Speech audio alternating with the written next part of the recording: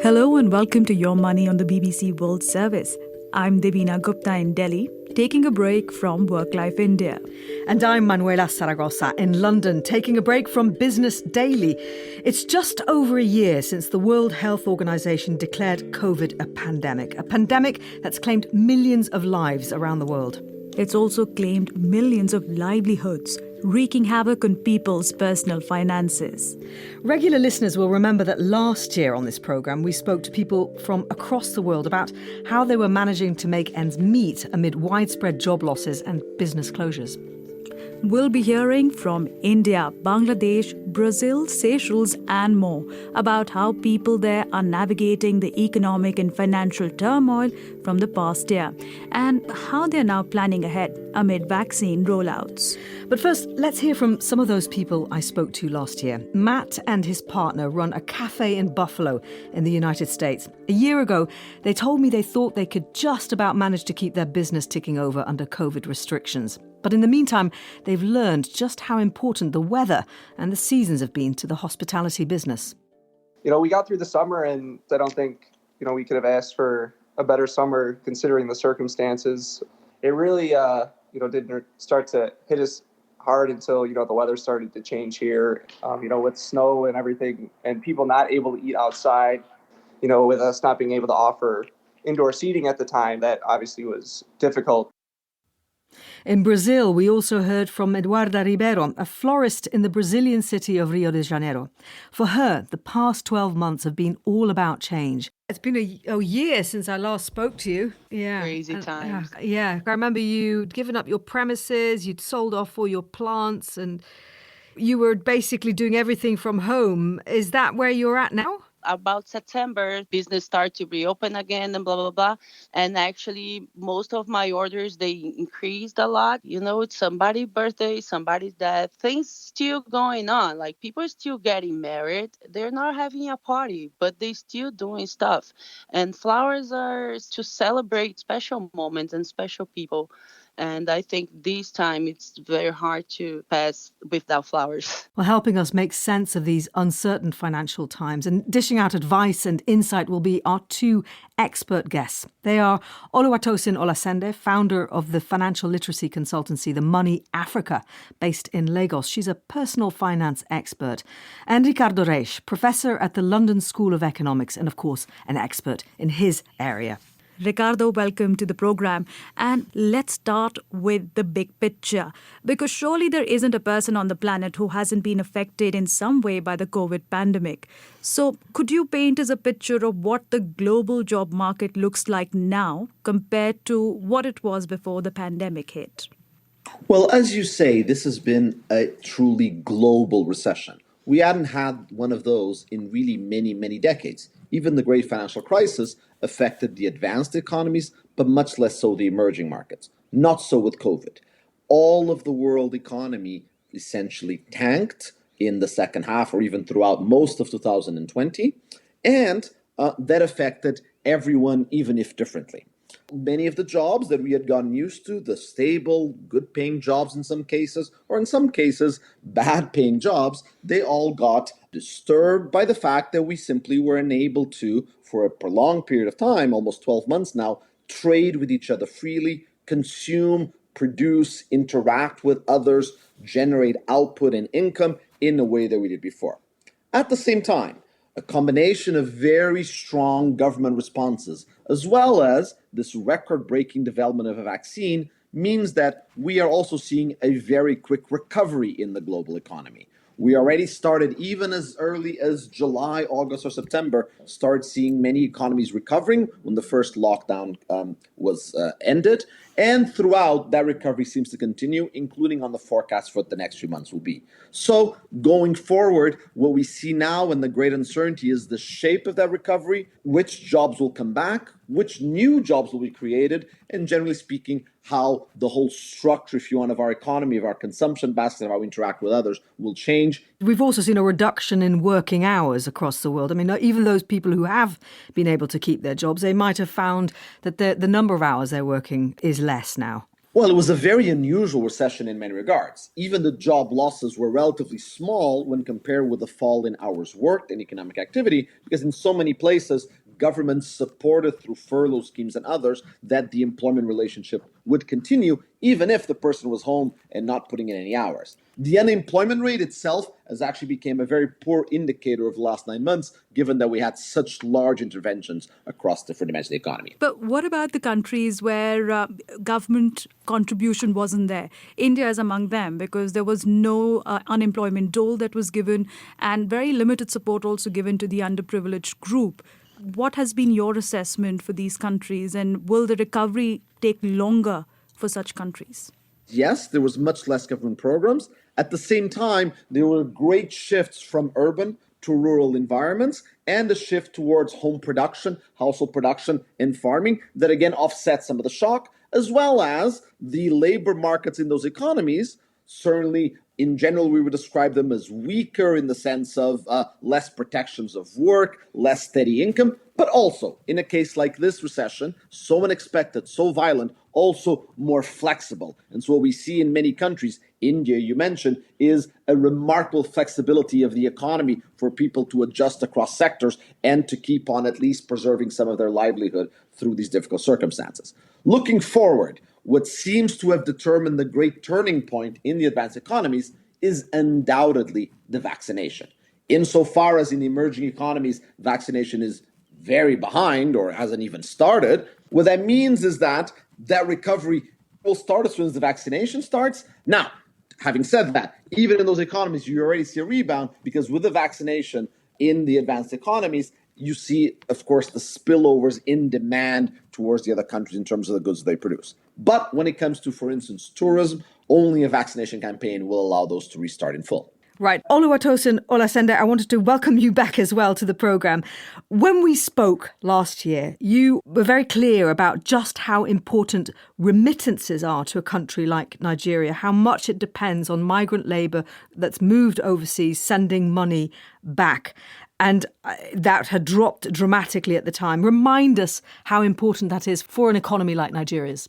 Thank you so much for having me. According to the World Bank, we're estimating about $25 billion, and we're anticipating a drop in those numbers. Now, how important is this? It is very critical to our economy. If you compare this remittance to what we see from the stock market, to what we see as the government's revenue, it's like 11 times much larger than that. So the remittance is actually a very critical stream of flow for us in Nigeria. Now, this drop is because of the attributed effects of COVID-19 in the US, Canada, and the UK, where a lot of Nigerians live, right? So because they're also seeing a reduction in their own income, they're not able to send home as much as they used to do in the past. Thanks, Oluwatosin. I've been reporting on the economic fallout of the COVID pandemic for the past year on Business Daily here on the BBC World Service. And there have been so many stories of people who've really struggled to make ends meet, particularly in the informal sector. And I can tell you from India, where I am, over 90% of the workforce is in the informal sector, working without social benefits and often without a labour contract.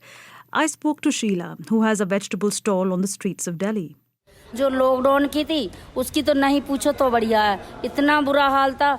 When we first went into lockdown, my life was destroyed. I had to close my stall and spend hours queuing up for free meals for me and my family. We were hungry all the time. There was no means of making a living for months. And there was no ration provided by the government. Now, things are a bit better. I'm selling vegetables and can just about feed my family. But there is no profit, so no savings. And it's hard to see whether life will ever get back to what it was like before the pandemic.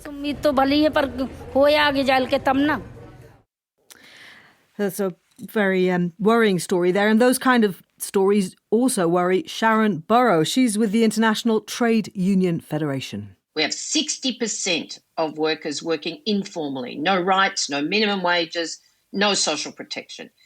And indeed, 40% in formal employment. More than a third of those are in insecure or precarious work. Has that gone up? Are you saying more people are in insecure work now than before? COVID-19's exposed it, and yes, has indeed increased the insecurity of work. We just did a poll, a global poll of mostly G20 countries that showed that 59% of working people say they or a member of their household has lost a job or has experienced reduced working hours during COVID. How many people are likely to find that those jobs that they lost are now gone forever? We've seen a lot of hype around this with, economists and government finance ministers telling you the economies are coming back. I can tell you that we've just set a jobs target of 575 million jobs. And of course, we want to formalise half of those in informal work, which would be a further billion people. That's a global sort of target you set there. A global jobs target of 575 million jobs. We won't do anything about inequality, which is at historic levels, whether it's income inequality or exclusion of women or indeed people of colour, because gender and racial discrimination is enormous, unless we have a jobs mandate and it's inclusive. What about workers' rights? If you look at court cases like the one around Uber just a few weeks ago decided that Uber workers were workers and had a right to benefits, then that's an example of the worldwide breakdown in rights. But that was a good result, wasn't it? Saying that Uber should treat their riders as employees. That was a positive, wasn't it, for workers' rights? Yes, indeed. Does it matter outside of the UK? Oh, absolutely. You know, this is a precedent for a company that is global. But we shouldn't have to fight these court cases country by country. And it isn't just in transport. If I told you it was in care, it's in accountancy, it's in journalism, it's in legal services, it's even now encroaching into health. And it's within government's, purvey to simply legislate for that. There will be those who argue, well, actually what the pandemic has done by highlighting all these inequalities that existed in the labour market before is that it's shone a light on them. And therefore, going forward, we're more likely to see a greater move towards safeguarding workers' rights, to making sure that this kind of insecure work is a thing of the past. Or is that, do you think, completely out of the picture? It certainly shone a light on fractures in the global labour market. The real question is there political will to regulate the labour market? Sharon Burrow of the International Trade Union Federation there. More from her again later. But Ricardo, coming to you, Sharon Burrows is obviously worried about the growth of the gig economy post-pandemic. And one thing she said is about creating an inclusive job market. Now, could you tell us about the BME population in this gig economy? What's the future of it post-pandemic? I'm not sure I draw the same lessons that she did from the last year. We had a world recession. Of course, labor markets would show that. Of course, that will show up in insecurity, in job loss, and others. GDP doesn't fall from trees. It has to be produced. And under lockdown, we can't produce it, we can't work. And so that would be reflected that way. At the same time, it is precisely at a time like this, when the structure of our economy is changing, that we need some flexibility in the sense of having workers shift from some sectors to others, from some jobs to others. More protection in the last 12 months would, if anything, have made it harder for this very quick recovery that we're seeing in fast recovery that was allowed precisely by the absence, if you want, of that protection. Now, moving forward, as she was putting, as the economy readjusts, absolutely, that being a turning point, this can be a turning point in our economies in that we try to guide them in a way that creates better jobs. And so the points of moving forward after this adjustment happens, trying to intervene in the labor market, trying to make it fairer, more inclusive, are all very well taken. I think that because it is a turning point, precisely because of the job insecurity, because we have so many jobs being destroyed and so many being created, we can make sure that the creation of those jobs is one that is fairer to all people and that, as you mentioned, one in which minorities are better treated and can find jobs more. A reminder that you're listening to Your Money on the BBC World Service with me, Manuela Zaragoza. And I'm Devina Gupta in Delhi, and we're asking how lives have changed, and many continue to struggle. And one of the big stories from India is the labor laws that have been relaxed to boost productivity in many factories here. But what does it mean for workers? Ranu Bhogal, who's the director of Oxfam in Delhi, talks about their struggle.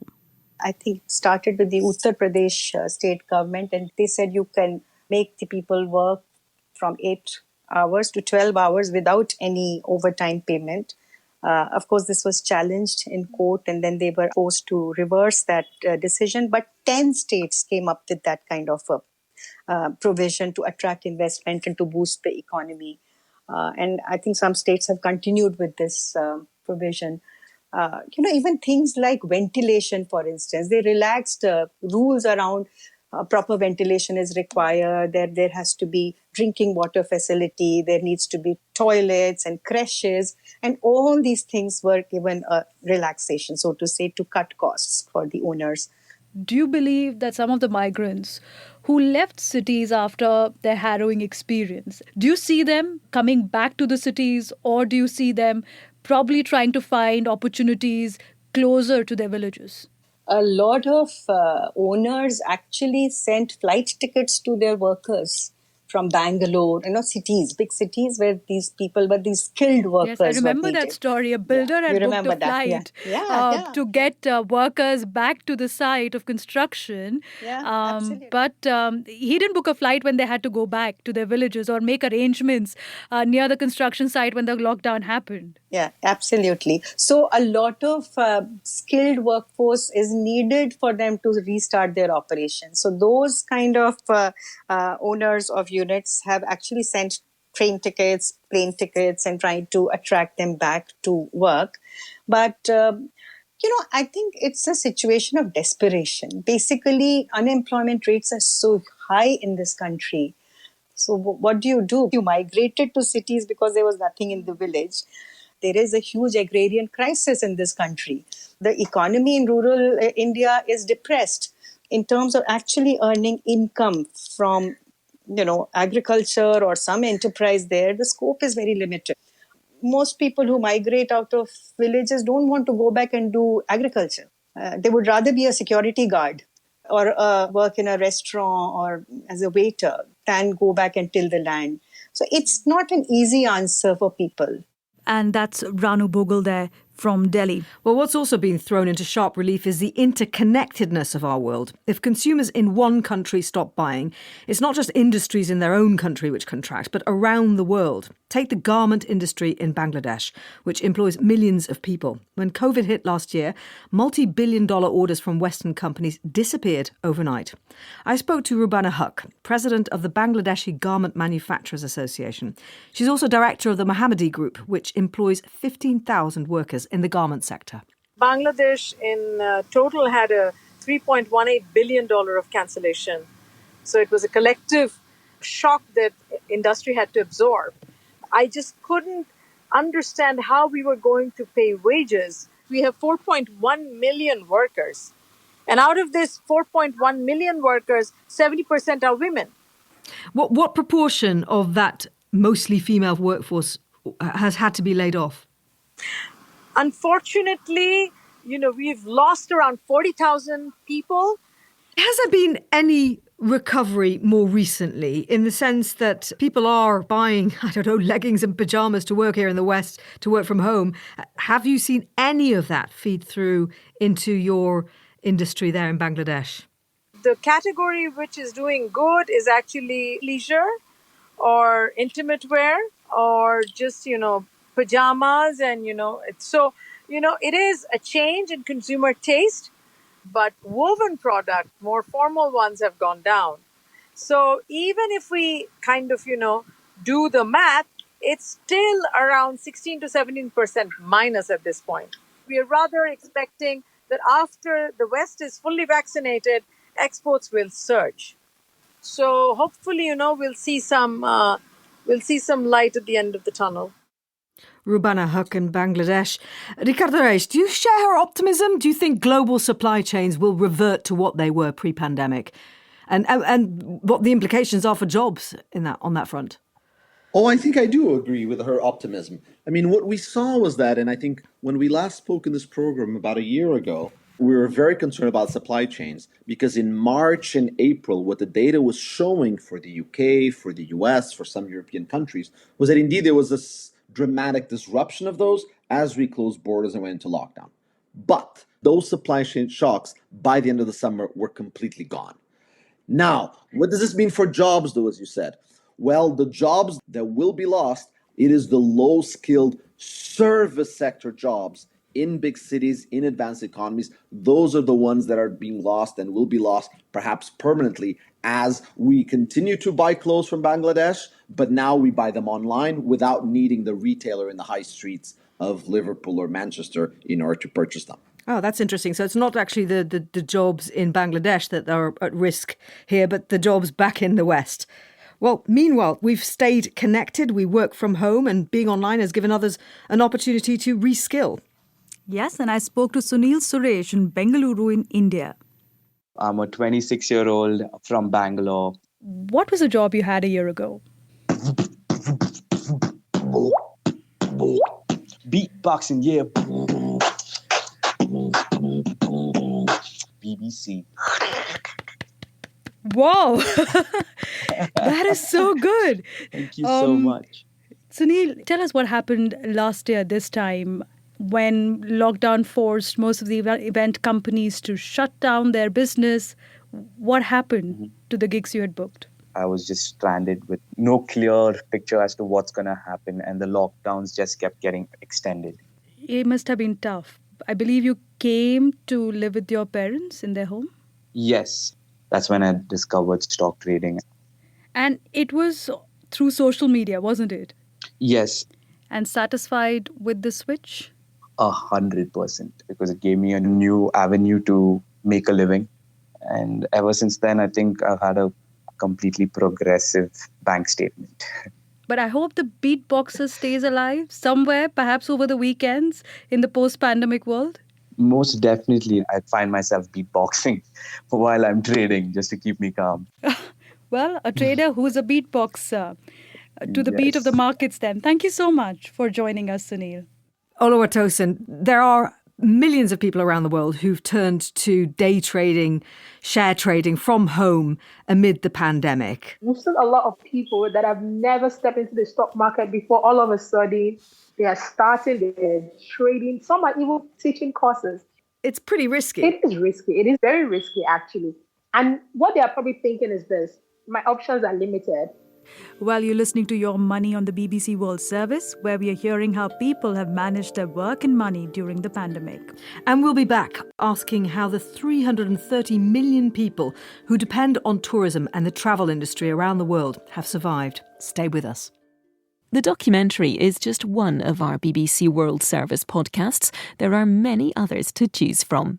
I'm Dessa, the host of Deeply Human, where we traipse into the uncharted darkness of our skulls to find out why we do the things we do. Why do you fall for him or her? Being a scientist, we're very, very cautious about what we say that we know for sure, because it's tough to prove stuff. Honesty is a really good thing, and most people acknowledge it and they want to be honest, but we have lots of other motivation that play out. Deeply Human, a BBC World Service and American Public Media co-production with iHeartMedia. Just search for Deeply Human. Now, let's return to the documentary. Hello and welcome back to Your Money from the BBC World Service with me, Devina Gupta. And me, Manuela Saragossa, looking at how the pandemic has hit people's livelihoods and how they might navigate their financial way out of these uncertain times amid vaccine rollouts. And we're sitting in the studio, and one thing I wish, Manuela, is at this time is to take a break and travel. The sun, the sand, and the beach. Are you missing going out on a trip?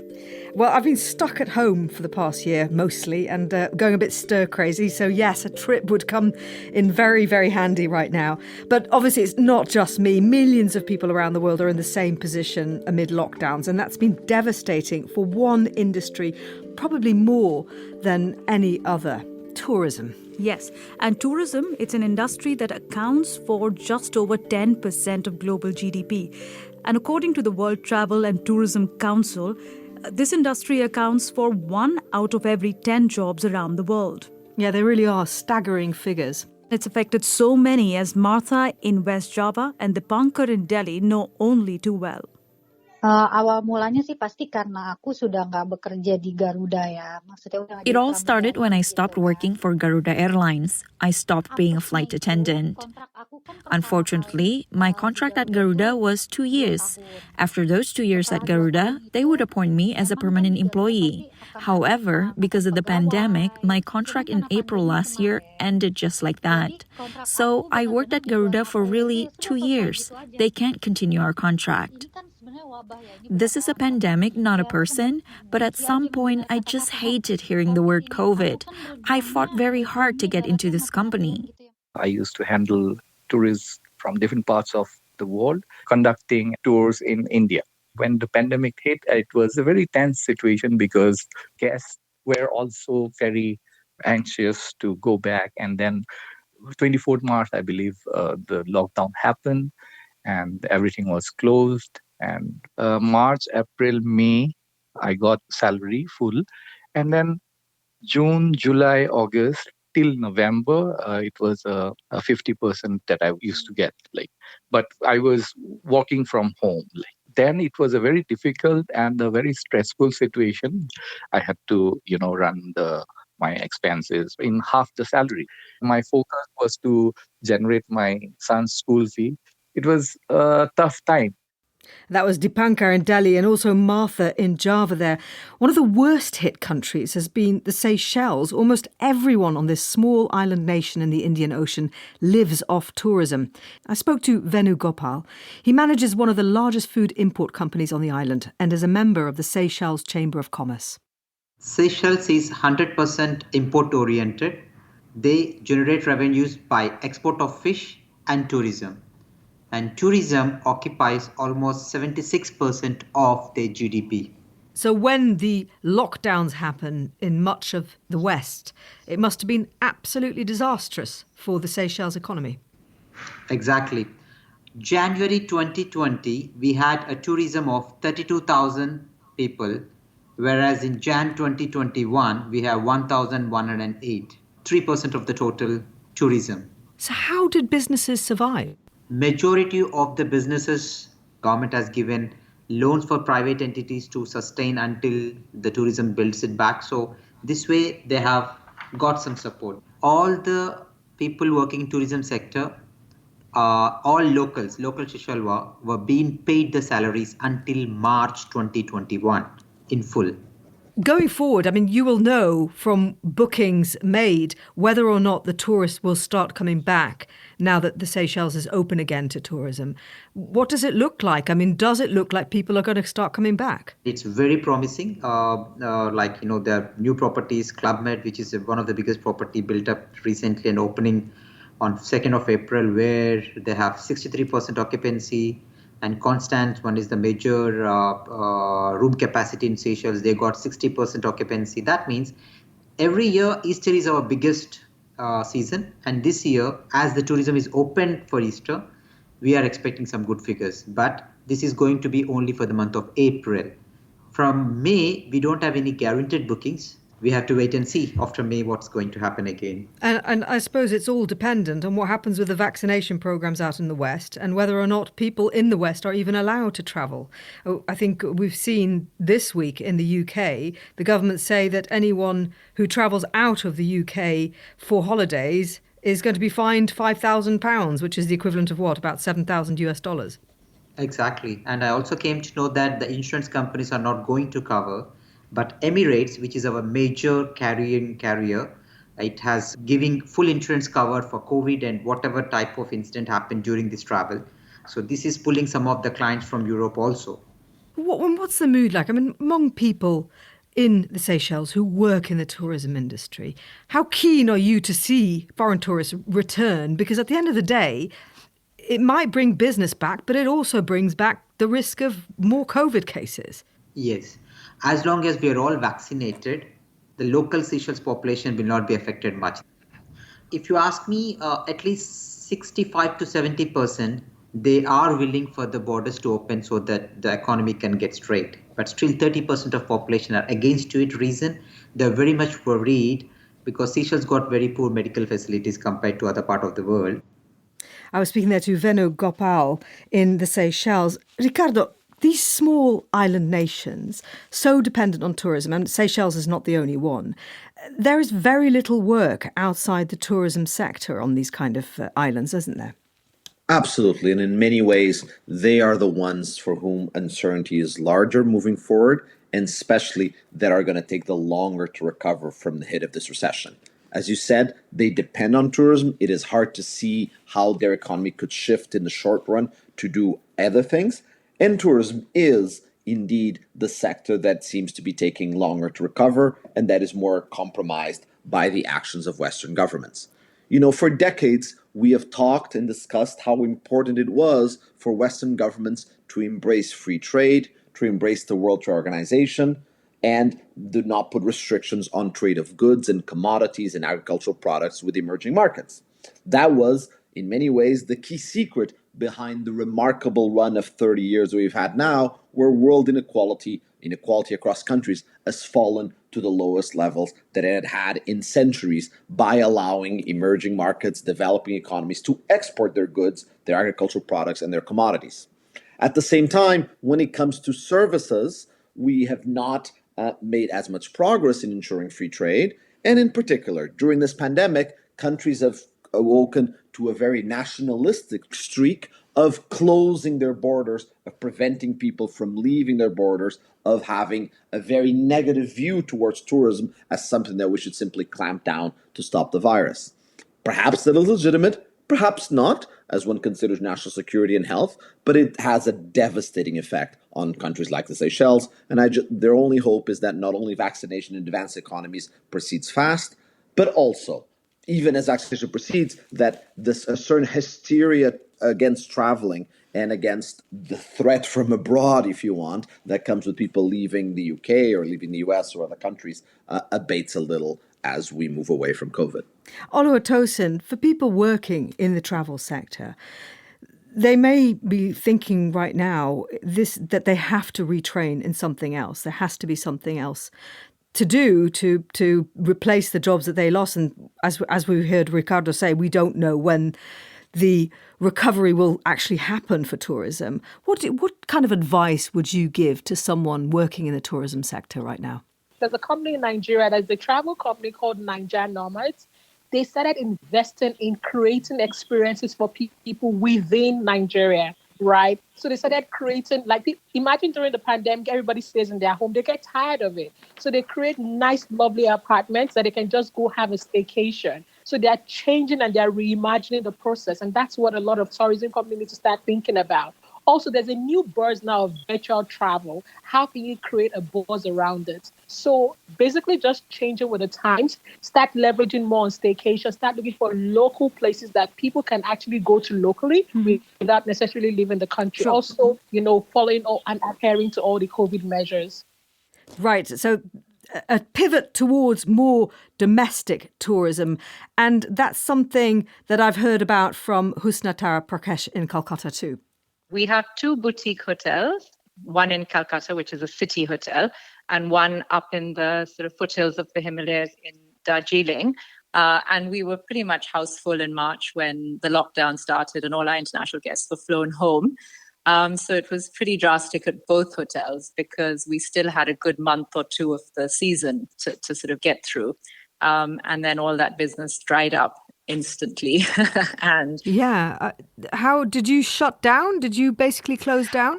Yes. So on the tea estate, we had to sort of, the international guests were flown home. So in effect, and then we went into lockdown in India soon after that. And it was only until sort of July of last summer that the government gave permission for hotels to open again. With a smaller sort of capacity of rooms and services. But in Darjeeling, because it's the local community that actually run the hotel, there was a lot of resistance because COVID hadn't really reached the tea estate or that entire region. So they were very nervous about people from the cities and other places in India coming and bringing it into their sort of safe place. So we didn't actually open again until September. But in Calcutta, we had to sort of look to a very different market of local city residents. And we actually changed our model a bit to create more of an F&B, sort of food and beverage. So they would come, it became more of a restaurant model. But interestingly enough, it became a place where people could entertain their close friends and celebrate family occasions, because they couldn't do that at home. They were too afraid of taking COVID home. So they would have like very private gatherings at the hotel, because it was quite an intimate and private space. So it was a very different sort of use that we sort of made of our staff and our hotel during this past year. And have you had any help from the government throughout all of this? Not at all. In fact, the government has not really supported the tourism industry very much. But what has been helpful has been a lot of these sort of Zoom sessions that have been happening. And there was a campaign called Dekho Apna Desh, which means explore your own, have a look at your own country. And that's actually been very successful because people are exploring their own country. So people who never took holidays within India are now taking holidays within India rather than going abroad. It sounds like you've managed then throughout this whole period. We've managed. We've sort of adapted. But it was definitely a financial loss to begin with, because for 2 or 3 months there was absolutely nothing. We still had to maintain the property. We still had to pay our staff. So it was sort of March to October that we really struggled. With very little business. So when you're looking ahead now, and we're obviously the vaccines are being rolled out, particularly in Western nations, but also in India. How do you plan for that? I mean, what are your plans? How do you see things going from here on? Well, right now we're sort of still in survival mode. We're just trying to cover our costs and fill our rooms and, fill our restaurant. And we're hoping that when the international visitors come back, we'll be able to pick up gradually to levels that we were over a year ago. We were expecting a return from October this year, but with these second waves, both in India and in the West, it's a little bit alarming, but we are still quite hopeful. I think in India, there is always an air of positivity that, things are never going to sort of completely sort of shut down. And I think a bit of the fear factor seems to have gone now, which is a little alarming in some quarters, because people seem to be out and about in a way that they weren't 6 months ago. I think they're feeling that, this is just my opinion, perhaps because the death rate hasn't been as high as it was in the beginning. Therefore, they feel that and a lot of people know people who've had COVID and have survived, and there's a necessity for people to go back to work. So the next few weeks we'll see. There's also been a lot of what has been termed as revenge tourism. What is that? They just want to get out with a vengeance and just travel because they were just so cooped up for so long. That was Husna Tara Prakash in Calcutta. Ricardo, foreign travel, clearly we have absolutely no idea when that will pick up again. Can domestic tourism really make up for the lack of international travel? Not completely. I mean, while there is some substitution between those two forms of travel, and if you want of tourism consumption, they are very far from being perfect substitutes. And as a result, while that can serve a role domestically and can pick up some of the desire for tourism people have, it will be very far from replacing it completely. Oluwatosin, revenge tourism that Husna talked about, do you see that helping jobs in the domestic tourism industry in Africa and where you are in Nigeria? Yes, I see that happening. Lots of people just basically, you know what, I'm just going to go anyways. We just want to see somewhere different. And that is happening. So with all the little tourism companies locally, you're seeing them see a surge as well in people exploring the country locally, like domestic travel is seeing a surge. We heard earlier from Rumana Huq in Bangladesh that the garment industry, which is populated overwhelmingly by women, has been badly hit over the past year. And Sharon Burrow, who we also heard from earlier, thinks this is a scenario that's been repeated across the world. Women have been particularly hard hit by the pandemic economic downturn.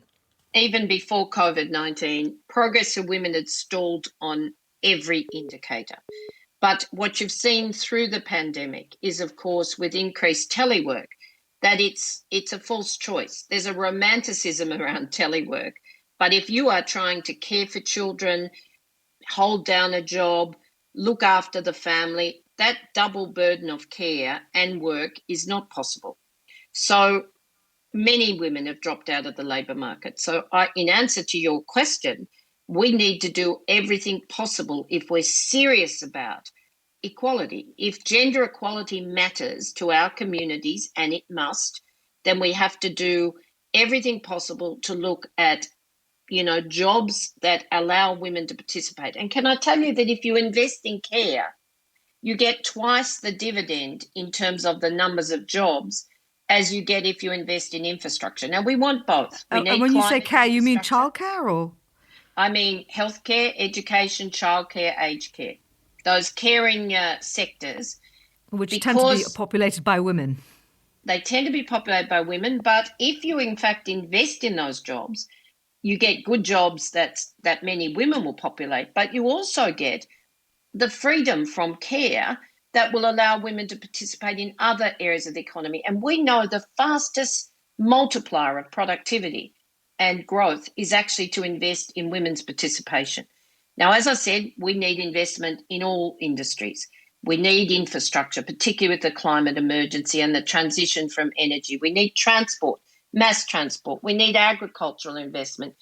We need construction. All of those things as we build living cities and other areas of the economy are under repair. But women have to be front and centre of those plans. Sharon Burrow there. And Ricardo, then, you've called this downturn caused by the pandemic a she-cession. Could you explain that to us? In this recession, 2020, we had a complete exception, a complete reversal, where women's unemployment increased by 3 percentage points more than men's. Now, a big part of this, or indeed actually most of it, was driven by the fact that women work in low-skill, often service sector jobs, which were the more affected. Men work, there's a much more preponderance of men working, say, in construction or manufacturing, which suffered much less in this recession. Indeed, in the United States as well as the UK and much of Europe, construction actually boomed during this last year. So that's where the term she-cession comes from, the very big difference in unemployment rate behavior. But beyond that, if we look beyond these changes across sectors that drive that unemployment change, it turns out that the data as of now gives a series of mixed messages.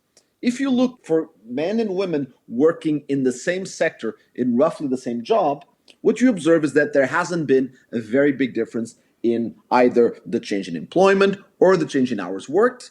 So not of a very big difference between the genders on that. However, if one looks at work at home, meaning how many hours people are spending looking after children, there is obviously an increase in both.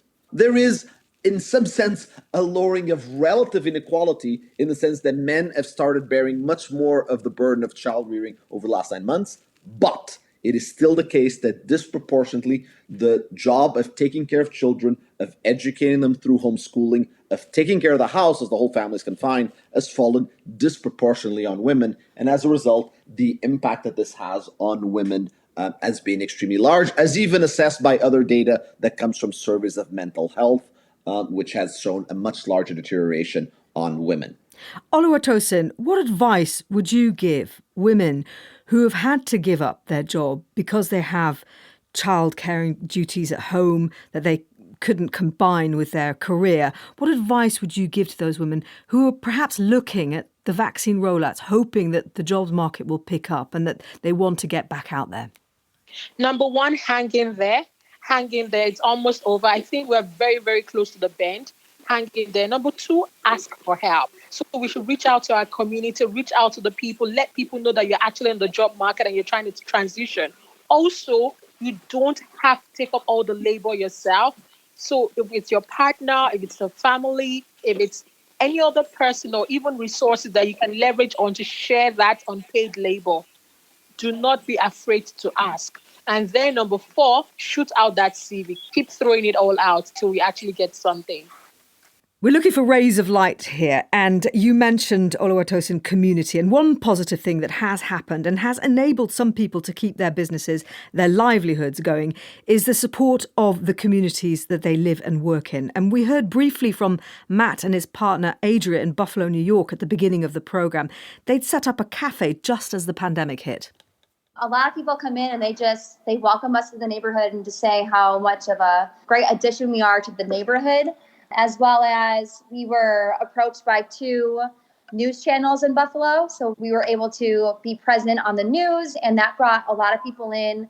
That was just really great, just to shine light in such a negative time, but to also, show people that there's something new to check out instead of staying in on the weekend or during the week. So yeah, we definitely got out there. Are you going to be breaking even? Are you going to be making a profit anytime soon? Yeah, I mean, I think, we've already started to see our business pick up again, and, we should be in a good position, I think, as vaccines continue to roll out, the weather gets better. And we're also currently working with our neighbors next door, it's another restaurant, and they have outdoor seating. They have more outdoor seating than we do. So we're working on collaborating with them to make a bigger courtyard for us both to share, since we're breakfast and they're dinner. So that'll definitely help, bring more people in to sit outside.